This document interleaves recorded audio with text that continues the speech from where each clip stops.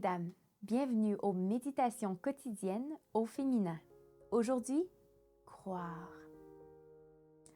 Genèse 15, verset 6 nous dit ceci. Abraham crut en l'Éternel qui le lui compta comme justice. Croire. En un monde matérialiste et rationaliste, croire semble logique quand on peut palper, raisonner et comprendre. Cependant, un bref parcours de l'histoire biblique nous montre la véritable signification du mot « croire ». Il fut demandé à Abraham de croire sans voir ni toucher. Il fut demandé à Sarah de croire quand tout paraissait indiquer qu'il n'existait aucune raison de le faire, quand les années conspiraient sans pitié contre la promesse.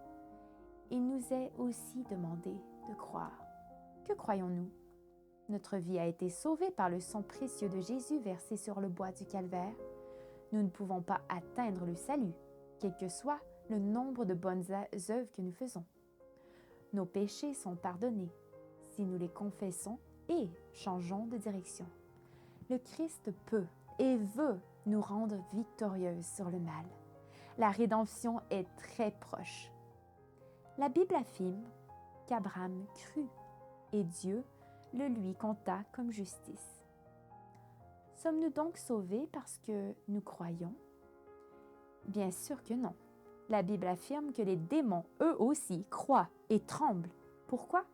Parce qu'ils savent que Dieu existe, mais ils n'acceptent pas le plan du salut. Ils savent que leur sentence a été publiée et que le temps est court. Mais nous, chères sœurs, avons un avenir différent. Pour nous, il y a une opportunité. Pour nous, il y a un avenir distinct. Pour nous, il y a de la place dans les demeures éternelles. La presse a reporté la nouvelle.